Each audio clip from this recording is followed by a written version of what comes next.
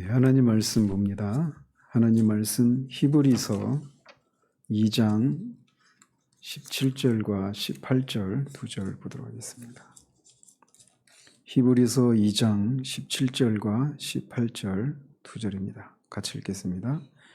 그러므로 그가 범사의 형제들과 같이 되심이 마땅하도다. 이는 하나님의 일에 자비하고 신실한 대제사장이 되어 백성의 죄를 속량하려 하심이라. 그가 시험을 받아 고난을 당하셨은즉 시험 받는 자들을 능히 도우실 수 있느니라. 아멘. 지난번에는 34문답을 통해서 예수 그리스도가 왜 우리의 주님이신지에 대해서 살펴봤습니다. 오늘은 35문답, 6문답을 살펴보도록 합니다. 여기서 말하고 있는 건 성령의 잉태와 동정녀 탄생, 즉 다른 말로 말하면 성육신 교리에 대한 고백입니다. 먼저 35문답 같이 읽겠습니다. 그는 성령으로 잉태되사 동정녀 마리아에게서 나셨고 라는 말은 무슨 뜻입니까? 하나님의 영원하신 아들은 참되고 영원하신 하나님이시요 또한 계속해서 그런 하나님이신데 그가 성령의 역사하심으로 말미암아 친히 동정녀 마리아의 살과 피로부터 진정한 인성을 취하셨고 그리하여 또한 다윗의 참된 후손이 되사 범사에 그의 형제들과 같이 되셨으나 죄는 없으시다는 뜻입니다. 이게 소위 성육신 교리라고 이렇게 말씀을 드렸습니다. 그래서 이 성육신 교리는 우리에게 다시금 이 삼위일체 교리가 매우 중요하다라고 하는 사실을 우리에게 보여주고 있습니다. 삼위일체 교리를 믿지 않는 사람은 구속의 교리도 믿을 수가 없는 사람입니다. 따라서 삼위일체를 믿지 않는 사람은 그리스도인이라고 할 수가 없어요. 그래서 여호와의 증인들이 그리스도인이라고 우리가 부르지 않는 거죠. 그들은 삼위일체를 믿지 않거든요. 그렇기 때문에 하나님이 성부, 성자, 성령의 삼위로 존재하신다라고 하는 사실을 우리가 항상 자각하는 것은 굉장히 중요한 것이고 이것을 믿지 않게 되면 결국 구속의 교리도 믿지 않는 그런 결과를 초래하게 되는 겁니다. 따라서 성육신 교리는 그냥 막연하게 영원하신 하나님이 육신이 되셨다 이런 걸 말하는 것이 아니라 삼위일체의 두 번째 위격이 육신이 되셨다 이렇게 주장하는 것입니다. 그래서 성경은 이것을 말씀이 육신이 되어 이렇게 요한복음 1장 14절에서 표현을 하고 있는 겁니다. 단순히 그냥 하나님이 사람이 되셨다 이런 표현보다는 삼위일체를 우리가 믿는다라면 우리는 삼위일체의 두 번째 위께서 육신이 되어 사람으로 나타나셨다 이렇게 말하는 것이 가장 성경적인 그런 표현이라고 할 수가 있습니다. 그래서 여기 고백에서도 하나님의 영원하신 아들은 참되고 영원하신 하나님이시요 또한 계속해서 그런 하나님이신데 인성을 취하셨다 이렇게 말을 하고 있어요. 성육신 교리는 이렇게 삼위일체의 두 번째 입교에 계신 분이 사람이 되신 것 이거를 말하는 것이다라는 거죠. 사람으로 나타나신 것을 의미하는 것입니다. 자, 그러면서 이 성육신 교리는 삼위일체의 두 번째 입격이 인성을 취하셨다라고 말하는데 이게 어떤 겉모습이나 단순히 어떤 겉모습과 형태만 취한 것이 아니라 진정한 인성을 취하셨다라고 말을 하고 있습니다. 그래서 친히 동정녀 마리아의 살과 피로부터 진정한 인성을 취하셨다 이렇게 말을 하고 있습니다. 예수 그리스도는 실제로 육체로 오셨단 말이죠. 이거를 이제 말하고 있는 것은 기독교 초기의 이단인 영주주의자들이 예수님이 단순히 어떤 육체의 모양만 가졌을 뿐이지 실제로 우리와 똑같은 육체를 가지신 건 아니다. 소위 가연설을 주장하는 이런 것을 이런 잘못된 가르침이 있었는데 그건 여기서 말하고 있는 것처럼 주님이 취하신 몸은 유형이 아닌 실제 몸이었고 참된 성육신이었다. 참 사람 인성을 취하셨다라고 하는 것을 말해주고 있습니다. 그리고 이렇게 성육신에 의해서 성육신을 우리가 말할 때 새로운 인격이 만들어진 것이 아니다라는 것입니다. 삼위일체의 두 번째 유격이 인간의 본성을 입으신 것이다 라는 거예요. 그래서 기독교 초기에 많은 사람들은 예수 그리스도를 신성과 인성이 결합해서 새로운 인격을 형성한 존재로 생각하는 사람들이 있었습니다. 대표적인 사람이 유티케스라고 하는 사람인데, 그래서 예수님은 신성도 아니시고 인성도 아닌 제3의 이런 인성을 취하셨다, 이렇게 얘기를 했단 말이죠. 근데 그게 아니라는 겁니다. 그래서 인간의 본성을 입으신 분은 삼위일체의 영원하신 두 번째 유격이십니다. 그래서 이것이 우리에게 말해주고 있는 것은 새로운 인격이 나타나는 것이 아니라 영원하신 유격, 그러니까 앞에서도 말하고 있는 것처럼 하나님의 영원하신 아들은 참되고 영원하신 하나님이요 또한 계속해서 그런 하나님이시다, 이렇게 말하고 있어요. 그러니까 예수님이 신성을 버리시고 그 성자로서의 인격이 있지 않습니까? 신격이라고 부르는 그거를 버리신 것이 아니라 여전히 그분은 인성을 취하셨을 때도 여전히 신격을 가지고 계셨다, 이렇게 말하고 있다는 말이죠. 그런 그 성자의 인격에 변화가 일어난 게 아니라는 거예요. 그래서 겉으로 보이는 모습에는 분명히 변화가 있었죠. 보이지 않는 성자 하나님도 영이시기 때문에 보이지 않는 하나님이시란 말이에요. 근데 그분이 인성을 취하셨기 때문에 겉으로 보여지는 모습에는 분명히 변화가 있었습니다. 그리고 스스로를 나타내시는 상태에는 분명히 변화가 있었지만 성자의 인격에는 아무런 변화가 없었다라고 하는 사실을 기억해야 됩니다. 그분은 언제나 동일한 유격이십니다. 그래서 동정녀 마리아의 태중에서도 그렇고 무기력한 아기의 모습으로 구요에 누워 있을 때에도 십자가에 죽으실 때도 그는 언제나 성삼위일체의 두 번째 유격이신 분이셨어요. 그래서 그분은 언제나 성자의 인격이셨다라고 하는 것을 우리가 기억을 해야 됩니다. 그래서 여기서 이제 소위 신인 인격이라고 하는 교리가 나오게 되는 겁니다. 신인 교리라고 하는 게. 즉,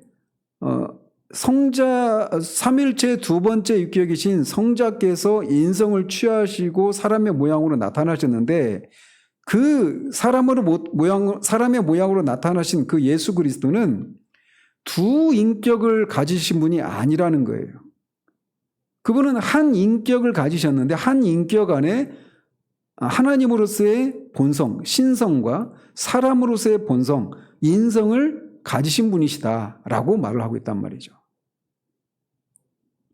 따라서 성육신을 했다라고 하는 것은 성자가 사람으로 변화되었다라고 하는 의미가 아니라는 겁니다.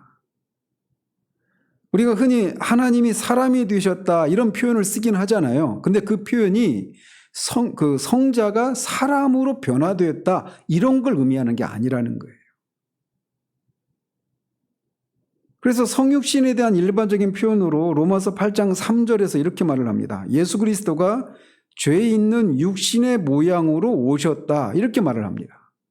그리고 요한일서 4장 2절에서는 이로써 너희가 하나님의 영을 알지니 곧 예수 그리스도께서 육체로 오신 것을 시인하는 영마다 하나님께 속한 것이요 라고 말합니다. 즉 예수 그리스도가 성자께서 사람으로 변화되신 것이 아니라고 하는 것을 기억해야 돼요. 우리가 흔히 이런 오해를 하기가 쉬운데 그렇지 않습니다. 성육신에서 성자는 모양이 아닌 진정한 인간의 본성을 입으셨습니다.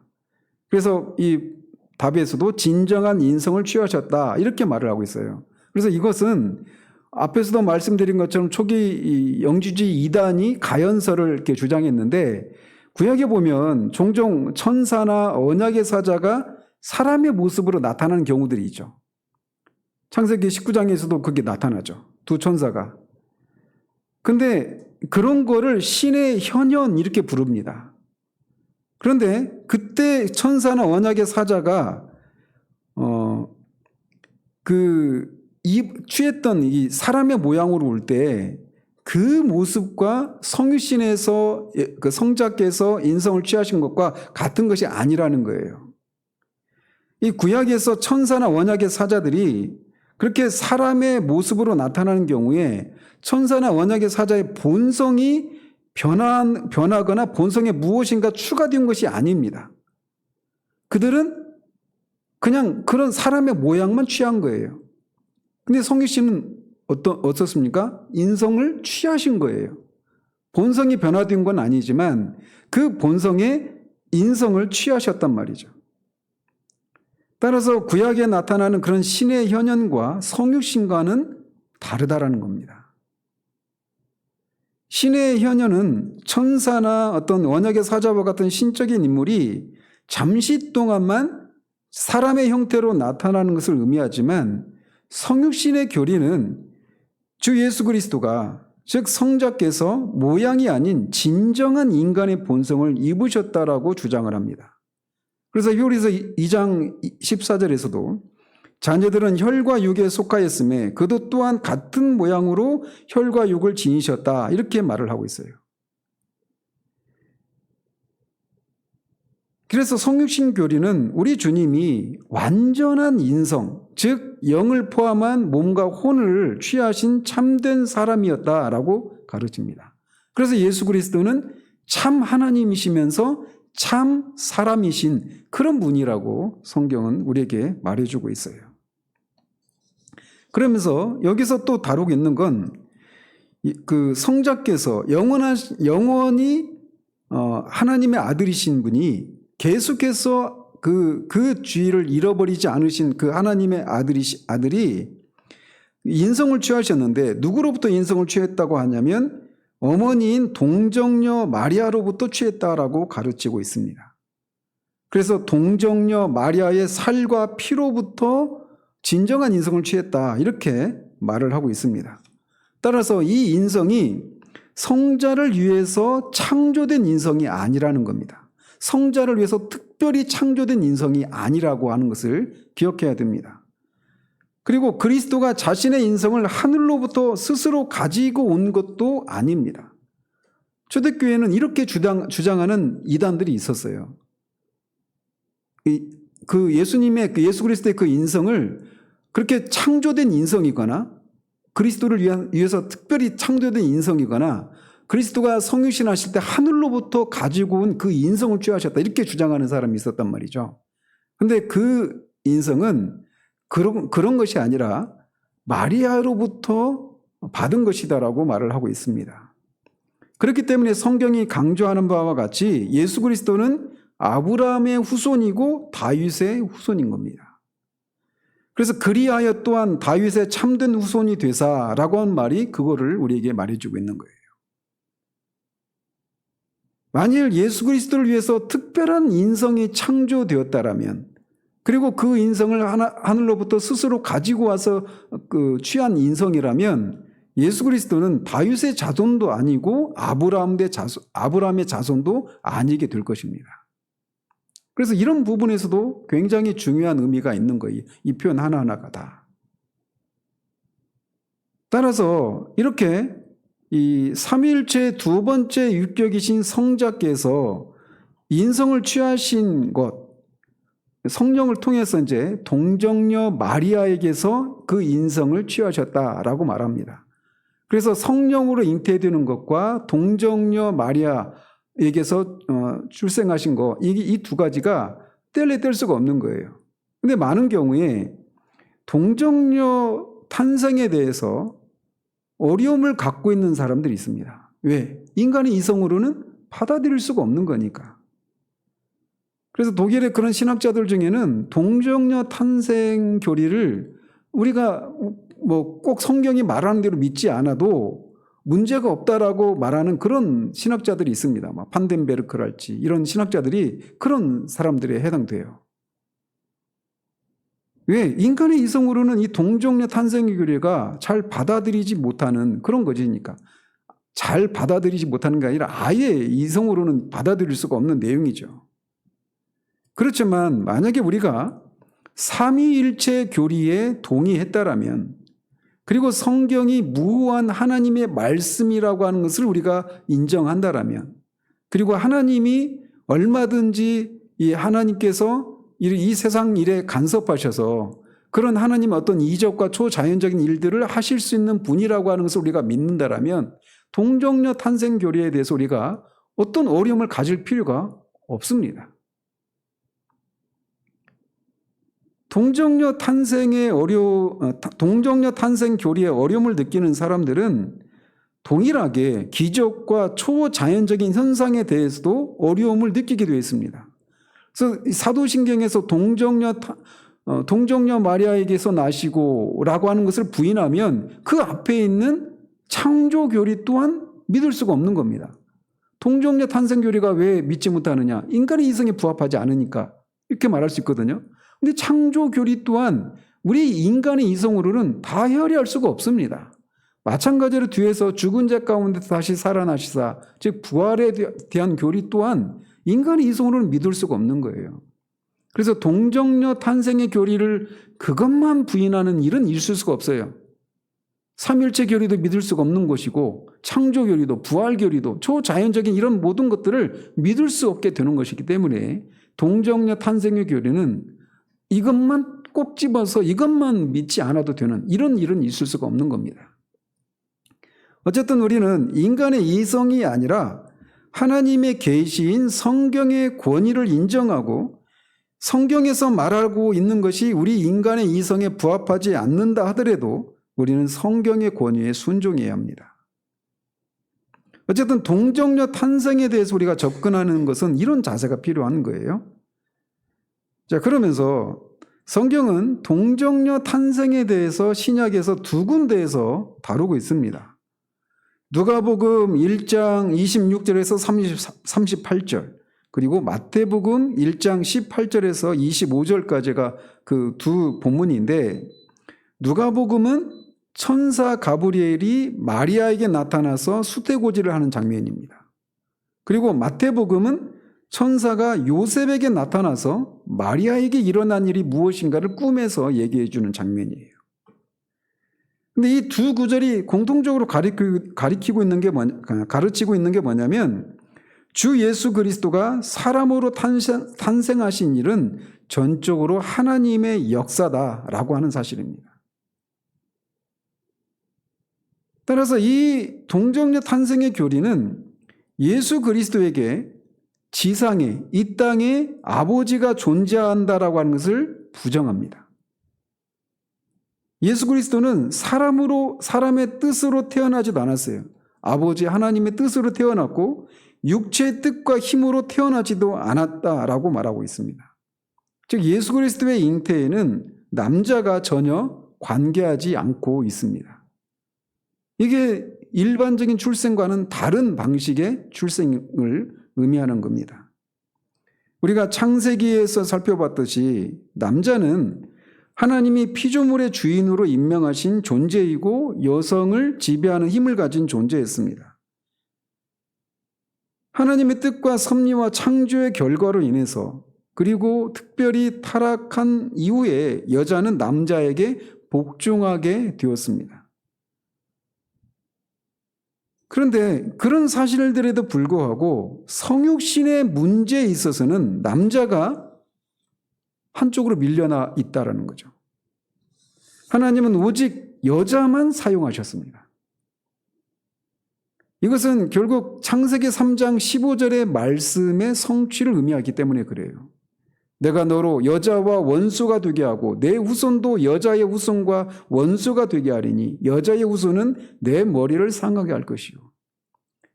구원자는 여자의 후손으로 와야만 했기 때문에 남자가 성육신의 과정에서 배제되었던 겁니다. 그래서 어떤 분이 말하고 있는 것처럼 주님의 신성에 어머니가 없었던 것처럼 주님의 인성에는 아버지가 없었다, 이렇게 말을 합니다. 따라서 성육신은 전적으로 하나님의 역사였습니다. 그리고 이것은 우리의 이성을 뛰어넘는 위대한 신비에 해당되는 영역이에요. 우리가 다만 아는 것은 성령의 능력이 마리아에게 임해서 마리아로부터, 그녀의 세포 하나로부터 우리 주님의 인성이 만들어졌다라는 겁니다. 그래서 여기서도 그가 성령의 역사하심으로 말미암아 친히 동정녀 마리아의 살과 피로부터 진정한 인성을 취하셨고 라고 말하고 있습니다. 그 이상을 우리는 말할 수가 없습니다. 성육신은 성령이 하신 일입니다. 성령은 성자가 취하신 인성이 죄가 없는 것이 되도록 역사하신 것입니다. 따라서 이것은 천사가 마리아에게 나실 바 거룩한 이라고 말해서 그렇게 말을 했는데, 이 말이 카톨릭에서 말하고 있는 것처럼, 로마 카톨릭에서 말하고 있는 것처럼 마리아 자신이 죄가 없고 거룩하게 되었다라고 하는 그런 의미가 아닙니다. 이걸 무음시태 교리라고 하거든요. 로마 카톨릭에서는 마리아가 이 죄가 없는 그런 사람이기 때문에 사람이라고 말을 하는데, 그건 잘못된 교리입니다. 우리가 아는 것은 단지 그리스도의 인성이 죄 없고 타락의 결과의 영향을 전혀 받지 않는 것이 되도록 하기 위해서 마리아로부터 성령께서 인성을 취하셔서 그 취하신 인성이 정결하고 죄의 오염으로부터 자유롭게 되었다라고 하는 사실, 이것만 우리가 알 수 있는 것입니다. 그렇다면 왜 하나님의 아들은 성령으로 잉태되어서 동정녀에게서 나셔야만 했을까요? 그것은 첫 번째로 그는 다윗의 후손으로 오셔야 하셨기 때문입니다. 그래서 그 답에서 그리하여 또한 다윗의 참된 후손이 되사 이렇게 말합니다. 하나님은 구원자가 아브라함의 여자의 후손으로 올 것이고 그 다음에 아브라함의 자손으로 올 것이고, 창세기 49장 그 야곱의 그 유언 속에서는 유대 지파에게서 나올 것이고, 또 사무엘하 그 7장의 다윗 언약에서는 다윗의 자손으로 오실 것이라고 하는 것을 약속하셨습니다.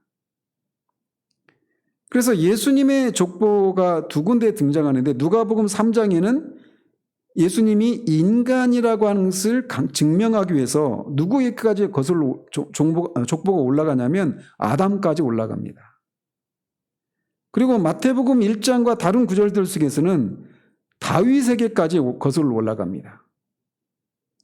그래서 그 당시 예수님 당시에 이 백성들은 구원자가, 메시아가 다윗의 자손으로 오실 것을 알고 있었어요. 그래서 이분이 왜 이렇게 성령으로 마리아도 다윗의 후손이거든요. 다윗의 후손인데, 이렇게 성령으로 잉태해서 동정녀에게서 났던 첫 번째 이유는 그분이 다윗의 후손으로 오셔야 했기 때문에 그렇습니다. 하나님이 그렇게 약속하신 것을 따라 다윗의 후손으로 오셔야만 했기 때문이다라는 것이죠. 그리고 두 번째는 모든 면에 우리와 한결같은 존재가 되기 위해서다라고 말할 수 있습니다. 범사에 그의 형제들과 같이 되셨으나, 이렇게 말하고 있는 부분이 바로 그겁니다. 히브리서 2장 17절 18절 오늘 본문에서도 그렇게 말하고 있죠. 그러므로 그가 범사의 형제들과 같이 되심이 마땅하도다. 이는 하나님의 일에 자비하고 신실한 대제사장이 되어 백성의 죄를 속량하려 하심이라. 그가 시험을 받아 고난을 당하셨은즉 시험 만든 자들을 능히 도우실 수 있느니라. 여기서는 이제 두 가지를 얘기하죠. 백성들의 죄를 속량하기 위해서, 그리고 시험을 당하는 백성들을 그 모든 상황 가운데서 그들을 능히 도우실 수 있기 위해서, 이 두 가지를 얘기하고 있는데, 그건 좀 더 뒤에서 살펴보도록, 그 36문답에서 또 자세히 살펴보도록 합니다. 그래서 그분은 다른 사람과 같이 태어나셨습니다. 그리고 다른 사람들과 같이 몸과 영혼이 발달했어요. 이 말할 수 없는 신비죠. 아기가 자라며 강하여지고 지혜가 충만하여 하나님의 은혜가 그의 위에 있더라. 하나님의 그 성자이신 분이 사람의 모양으로 오신 성자께서 잘하는 겁니다. 이건 우리의 그 이해를 뛰어넘죠. 그는 또 시험을 받을 수 있는 몸이었습니다. 그래서 사탄으로부터 시험을 받죠. 또 히브리서 2장 18절에 보면 그가 시험을 받아 고난을 당하셨은즉 시험 받는 자들을 능히 도우실 수 있느니라 이렇게 말하고 있어서 그분은 시험을 받을 수 있는 몸을 입으신 분이시다라고 하는 것을 말해주고 있어요. 또 각종 여러 곳에서 그는 인간적인 연약함을 지니셨습니다. 배고프시기도 하시고 이랬단 말이죠. 또 그는 기뻐하고 슬퍼하고 분노하는 그런 인간적인 감정을 지니신 분이셨습니다. 또 그는 죽을 수 있는 몸을 지니셨습니다. 이걸 말씀드리는 것은 말 그대로 요람에서부터 무덤까지죠. 그죠? 요람에서부터 무덤까지 인간으로서 겪는 그 모든 것들을 그분이 친히 경험하신 분이셔요. 그렇기 때문에 이 사실은 뒤에서도 말씀드리겠지만 우리가 태어나면서부터 죽을 때까지 경험하는 그 모든 일들에 대해서 이분은 우리를 능히 도우실 수 있는 유일한 중보자가 되신다는 거예요. 여기 우리 위로가 있는 거예요. 우리 그 김병현 집사님 친정 아버님이 돌아가셨는데 이 장례를 치르는 중에 있는데 막 이걸 생각하면서도 그런 상황에서도 우리 막 단독방에 이런 얘기를 해도 무슨 말로 위로할지를 모르잖아요. 그죠? 우리가 이런 일을 겪을 때 우리가 무슨 말로 그분들의 슬픔을 위로할 수 있겠어요? 그러니까 뭐라도 한 글자라도 뭔가 답이라도 써야 될 것 같은데 할 말이 없는 겁니다. 그런데 예수 그리스도는 우리의 그 모든 것들을 능히 도우실 수 있는 분이시다라는 거예요. 그래서 우리가 할 수 있는 것은 그분을 우리가 그런 슬픔을 당한 사람들이 그분을 기억하고 우리의 유일한 중보자 되신 그리스도를 의지해서 우리는 할 수 없지만 또 어떻게 될지는 모르지만 그분은 능히 도우실 수 있는 분이시기 때문에 이런 상황을 통해서도 뭔가 선을 이루시는 일이 일어날 것이다. 이런 것을 상기시키고 그걸 위해서 기도하고 이런 일들이 필요하겠죠. 그분은 그렇지만 그에게는 죄가 없었다라고 말합니다. 죄는 없으시다는 뜻입니다. 이 부분이 바로 그거죠. 그래서 이 예수님은 한 번도 하나님의 명령에 거역하는 것을 통해서 죄를 짓는 일이 한 번도 없으신 분이십니다. 하나님의 아들이 인간이 되신 것은 죄인을 구원하시기 위해서 죄의 형벌을 짊어지고 세상 죄를 위해서 고난당하고 죽으시기 위해서입니다. 따라서 그것을 위해서 그는 우리의 혈육을 취하신 거예요. 근데 그 일을 감당하기 위해서는 죄가 없어야 된단 말이죠. 그래서 고린도후서 5장 21절에서도 하나님이 죄를 알지도 못하신 이를 우리를 대신하여 죄로 삼으신 것은 우리로 하여금 그 안에서 하나님의 의가 되게 하려 하심이라. 이렇게 하나님의 영원하신 아들이신 그리스도께서 이렇게 사람의 진실한 그런 인성을 취하신 이거를 35문답에서 고백을 하고 있는 거예요. 이게 바로 이제 신인교리라고 하는 겁니다. 한 인격의 신성과 인성 두 본성을 가지신 분, 이게 신인교리라고 하는 거예요. 그런데 이제 교회 역사를 보면 이 신인교리에 대해서 잘못된 가르침들이, 이단적인 가르침들이 역사 속에서 많이 나왔습니다. 하나는 그리스도의 신성을 부인하는 거예요. 오늘날의 여호와의 증인들이 그런 부류에 해당되는 사람들이죠. 그런데 여기서 고백하고 있는 것처럼, 성경이 말하고 있는 것처럼 영원하신 아들이신 분이, 즉 하나님과 동등이신, 그 능력과 본질에 있어서 하나님 아버지와 동등이신 하나님이신 분이, 하나님의 아들이신 분이 사람의 모양을 취하시고 나타나셨다라고 말하고 있어요. 그래서 그분은 신성을 가지신 분이라고 하는 것을 성경은 말해주고 있단 말이죠. 그래서 예수님의 신성을 부인해서는 안 되는 겁니다. 마찬가지로 그분이 어떤 사람의 모양만 취한 것이 아니다라는 거예요. 그분은 실제로 앞에서 살펴본 것처럼 진짜 이 영혼과 몸을 가지신 참 사람이 되셨다라는 겁니다. 신의 현현이나 가연설자가 말하는 것처럼 그런 모양이 아니라는 겁니다. 그래서 그리스도의 인성을 부인해서는 안 돼요. 또는 어떤 사람들은 신성과 인성의 완전성을 부정하는 그런 이단들도 있었습니다. 이를테면 교회사 초기의 아리우스주의자들이 그런 거에 해당되는 사람들이에요. 그들은 그리스도가 모든 피조물 중에 첫째이고 최고의 존재라고 말을 했습니다. 그러면서 그리스도는 하나님도 아니고 사람도 아닌 그런 존재로 그렇게 주장을 했어요. 그러나 그런 것을 이렇게 주장해서는 안 된다는 겁니다. 그리고 마지막으로 그리스도의 위격의 단일성, 즉 한 인격을 부인하는 그런 사람들도 있었습니다. 대표적인 사람이 네스토리우스라고 하는 사람이었어요. 그래서 두 인격, 하나님으로서의 인격과 사람으로서의 인격, 그래서 두 인격, 두 본성을 주장했던 사람이 네스토리우스라고 하는 사람이 있었는데 그것 역시 성경이 여기서 말하고 있는 게 아닙니다.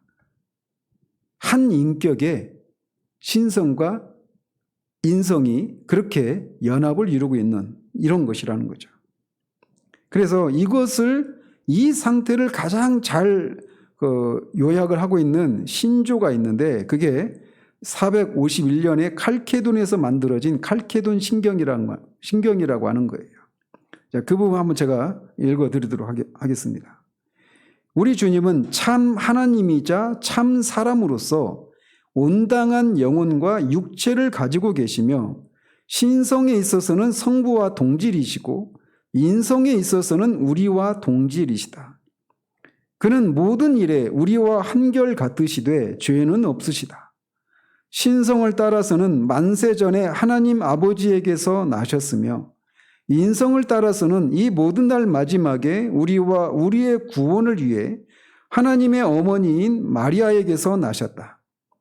그는 한 분이신 그리스도요 아들이시요 주님이시요 독생자이시다. 그는 혼합되지도 않고 즉 신성과 인성이 혼합되지도 않고 또 신성이 변화되어서 새로운 인격이 된 것도 아니고 나누어지지도 않는 즉 신성과 인성이 서로 별개로 나눠져 있는 그런 나누어지지도 않는 두 본성을 가지신 분이시다. 연합으로 인해서 두 본성의 구분이 사라지는 것은 결코 아니며 그러니까 여전히 구분이 됩니다. 신성과 인성으로. 오히려 한 인격, 한 존재 안에서 각각의 본성이 보존된 채로 동시에 존재하고 있다.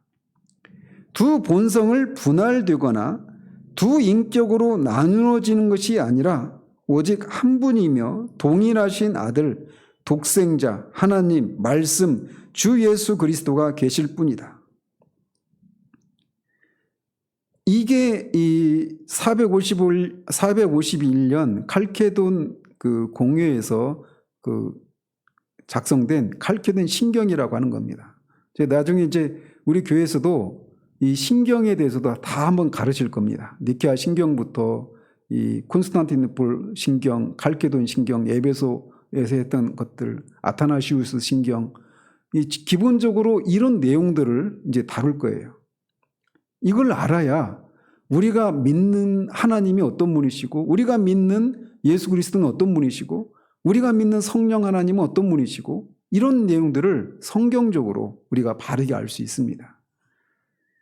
어쨌든 이렇게 한 인격과 두 본성을 가지신 분이신데 이렇게 예수 그리스도는 신성과 인성을 가지신 분이셔요. 근데 그리스도께서 인성이 필요했던 이유는 이 사람이 죄를 범한 이후에 그 벌이 사람의 본성에 지워져야 했기 때문에 그렇습니다. 그래서 중보자로서 우리를 대신해서 죄의 형벌을 감당하시기 위해서는 그분이 인성을 취하셔야만 했던 거예요. 이렇게 주님이 인성을 입으셨기 때문에 그는 우리를 이해하는 대제사장이 되실 수가 있는 겁니다. 그래서 히브리서 4장 15절에 모든 일에 우리와 똑같이 시험을 받으신 이로되 죄는 없으신 분이시다라고 말합니다. 우리의 연약함을 동정하시는 분이시다라고 말하고 있어요. 여기에서 그분의 인성이 필요한 이유가 여기에서 나오고 있는 겁니다. 죄의 형벌을 우리를 대신해서 죄의 형벌을 지셔야만 했기 때문이고 또 우리를 긍휼히 여기시는 그런 우리를 동정하시는 그런 분으로 그런 중보자가 되시기 위해서는 그분이 우리와 똑같은 그러나 죄가 없는 이 인성을 취하셔야만 했다라는 것입니다. 뿐만 아니라 그분의 희생이 그런 무한한 가치를 지녀야 돼요. 그래서 그분이 그 죄를 십자가에서 겨우 6시간 동안 달리셨잖아요. 근데 그 6시간 동안 달리셔서 우리의 죄를 대속하시는 일을 하셨다. 이게 성경이 우리에게 말해주는 바인데, 근데 그게 예수님이 오시기 전에 있었던 믿었던 사람들, 그리고 예수님 이후의 모든 사람들, 그 사람들이 지옥에서 영원히 받을 형벌을 어떻게 6시간 만에 그런 희생을 통해서 그런 것들이 그런 죄의 형벌을 대속하는 효과가 있느냐? 그것을 위해서는 예수님의 신성이 반드시 요구되었던 겁니다. 그래서 예수 그리스도의 희생이 무한한 가치를 지니려면 그는 사람일 뿐만 아니라 동시에 하나님이셔야만 한 겁니다. 예수님이 십자가에서 죽으신 것이 이미 2000여 년 전의 일인데도 우리가 지금도 여전히 예수 그리스도를 믿으면 그 그리스도의 사역이 우리에게 현재적인 것이 될 수 있는 것은 그분의 효력이 이렇게 무한한 가치를 가진 것이기 때문에 그렇습니다. 35문답에서 말하고 있는 게 그거예요. 자, 그러면서 36문답 같이 한번 보겠습니다. 그리스도의 거룩한 잉태와 탄생에서 그대는 어떤 유익을 얻습니까? 그는 우리의 중보자시며 따라서 내가 잉태되고 출생한 때부터 지니고 있는 나의 죄를 그가 하나님 앞에서 그의 무죄하심과 완전한 거룩하심으로 가려주시는 유익을 얻습니다. 그래서 36문답에서 이제 말하고 있는 것은 이렇게 성육신하신 그리스도가 어떤 신분으로 일하시고 그 사역의 내용이 무엇이냐를 말해주고 있습니다. 그분은 어떤 신분으로 일하십니까? 그분은 중보자로서 일을 하십니다. 그리고 중보자로서 범죄하고 거역한 인간이 거룩하신 하나님 앞에 나아갈 수 있도록 그 사람들의 죄를 가리우는 일을 하신다라고 말하고 있습니다. 어떤 인간도 하나님 앞에 나아갈 수가 없습니다. 우리가 하나님 앞에 나아가자마자 우리는 하나님의 진노의 심판을 받아야 되기 때문에 그렇습니다. 그렇기 때문에 인간에게는 중보자가 필요합니다. 이 중보자를 하나님이 우리를 위해서 세우셨는데 그분이 바로 성육신하신 예수 그리스도십니다. 중보자가 되기 위해서는 하나님과 사람 사이의 중보자가 되기 위해서는 그는 반드시 하나님인 동시에 사람이어야만 합니다. 그래서 앞에서 16문답에서 18문답까지 해서 이 우리의 중보자가 어떤 분이신가에 대해서 앞에서 다뤘던 겁니다. 그래서 이 올레비아누스는 이렇게 말을 합니다. 이 성령을 통한 잉태의 세 가지 유익을 이렇게 말을 해요. 첫 번째로 그가 성령의 사역을 통해서 잉태하시고 동정녀에게서 탄생하셨다라고 하는 것은 구원자가 이 세상에 오셔서 우리의 유일하고 참된 중보자로서 인성과 신성에 참여하시기 때문에 우리가 하나님에 대해 할 일을 그러나 우리 스스로는 결코 행할 수 없는 것을 대신 행하신 것을 의미한다. 즉 그는 죄인으로서는 결코 할 수 없는 일을 하시기 위해서 성령으로 거룩하게 잉태되고 탄생하셨다라고 하는 말이다. 라고 말을 하고 있습니다. 그러니까 우리가 하나님 앞에 마땅히 해야 될 것을 우리가 할 수 없는데 그 일을 위해서 하셨다라고 말을 하고 있는 거예요. 자, 그 다음에 잠깐만요.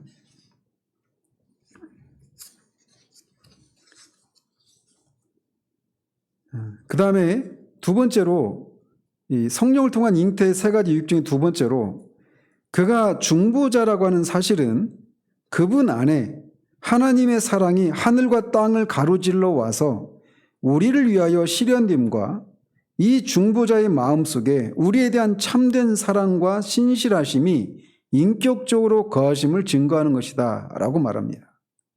즉 성육신 사건은 우리가 구름을 잡는 구원을 믿는 것이 아니라 구체적으로 나타난 구원을 믿는다라고 하는 것을 보여주고 있는 거라는 거죠. 즉 이 성육신 사건이야말로 하나님이 우리를 위해서 추상적으로 일하시는 것이 아니라 구체적으로 일하신다라고 하는 것을 말해주고 있는 거예요. 특별히 인간의 역사 속에 개입하셔서 그렇게 일하심을 보여주고 있는 겁니다. 어제도 잠시 이제 장례식장에 가서 그런 교제를 좀 나눈 바가 있는데 역대기에 있는 그 수많은 사람들의 이름들이 있잖아요. 사람의 이름들. 그러니까 우리가 믿는 것이 역사적인 실존했던 그런 사람들, 그리고 그 실존했던 사람들이 실제 역사 속에서 경험하고 겪었던 그런 일들을 통해서 하나님이 구속 역사를 이루셨다라고 하는 것을 그런 지리한 사람들의 명단을 통해서 우리가 볼 수가 있는 거예요. 그럼 저는 그 사람들을 통해서 구속사 속에 연결되어 있는 그런 사람들을 통해서 예수님이 이 땅에 나타나셨다라는 겁니다. 그래서 우리를 향한 하나님의 사랑이 그렇게 성육신 사건을 통해서 극명하게 구체적으로 나타난 것을 의미한다라는 것이죠. 그리고 세 번째로 그에게는 죄가 없고 거룩하심만 있다라고 말합니다. 이는 영육간에 아울러 죄로 오염된 우리 죄를 위해 자신을 속전으로 온전히 지불하여 마침내 우리를 온전케 하심을 보여줍니다. 즉 이것은 앞에 하나님 앞에서 나의 죄, 곧 내가 그 가운데서 태어난 이 죄를 자기의 무죄하심과 완전하신 거룩함으로 덮으시는 것, 이것이 우리의 유익이다, 우리의 위로다, 이런 유익을 얻는다 이렇게 말을 하고 있는데 이것을 통해서 알 수 있는 것은 뭐냐? 이 세상의 모든 자연 종교는 어떤 특징을 가지고 있습니까? 인간이 구원을 얻기 위해서는 스스로의 노력으로 무엇인가를 해야 돼요. 그런데 성경은 우리의 구원자가 일방적으로 우리의 구원을 위해서 무엇인가를 하셨다라는 것입니다. 그래서 자연 종교와 이 기독교가 여기에서 갈리는 거예요. 좀 어려운 말로 타력 종교냐, 타력 구원이냐, 자력 구원이냐 이렇게 얘기하죠. 기독교는 타력 구원이죠. 그러나 기독교의 다른 모든 종교들은 다 자력 구원입니다. 누군가가 구원을 위해서 자신이 스스로 해야 되는 거예요. 자연 종교는.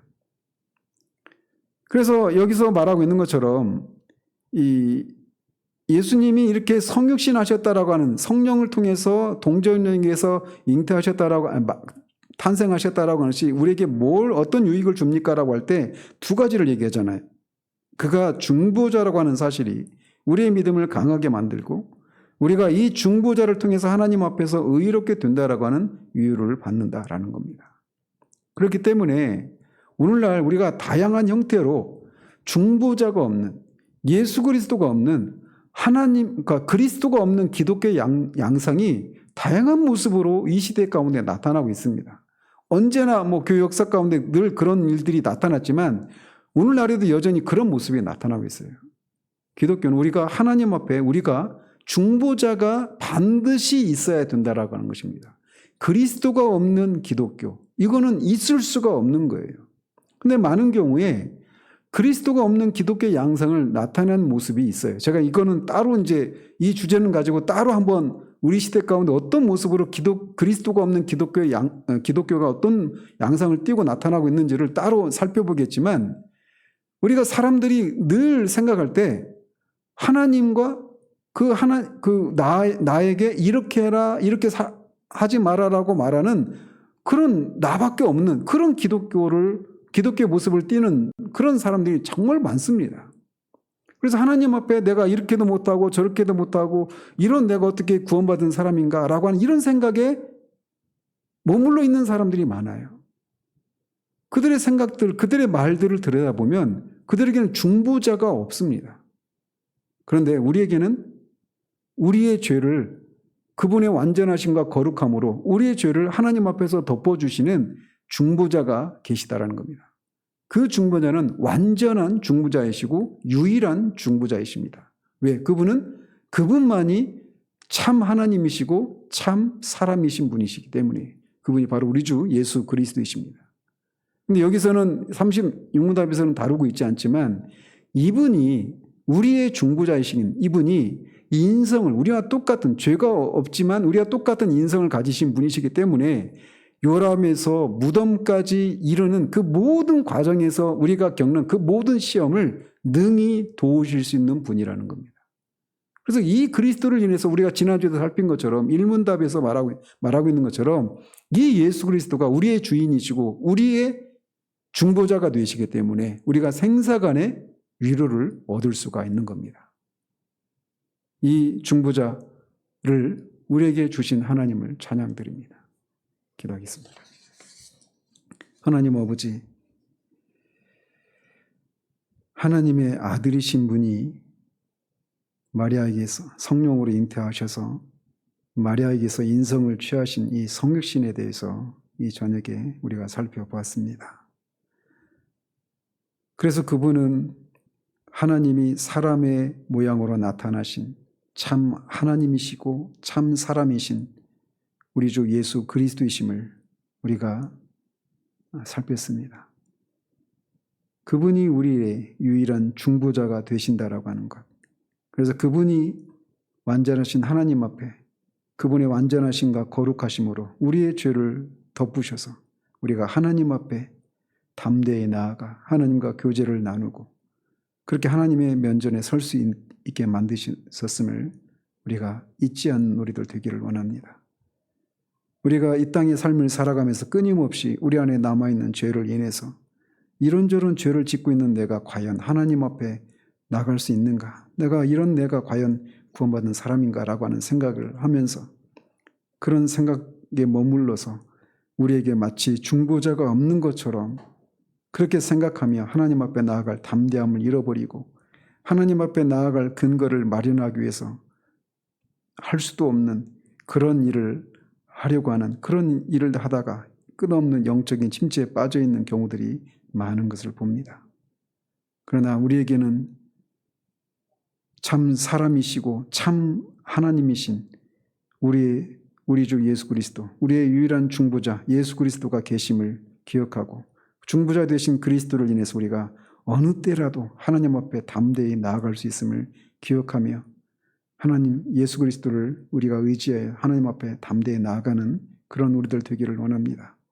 그 그리스도께서 참 사람이시기 때문에 요람에서 무덤에 이르기까지 인간이 겪는 그 모든 일들에 대해서 시험을 받으신 분으로 우리를 능히 도우실 수 있는 우리의 연약함을 체휼하시는 그런 대제사장이심을 기억하고 때를 얻든지 못 얻든지 주님의 그 은혜를 받기 위해서 그렇게 은혜의 보좌 앞으로 담대히 나아가 주님이 우리를 위로하시고 우리의 유일한 중보자가 되신다는 사실들을 그 모든 상황 가운데서 우리가 맛보며 살아가서 생사간에 그런 위로를 얻는 그런 우리들 될 수 있도록 도와주시기를 원합니다.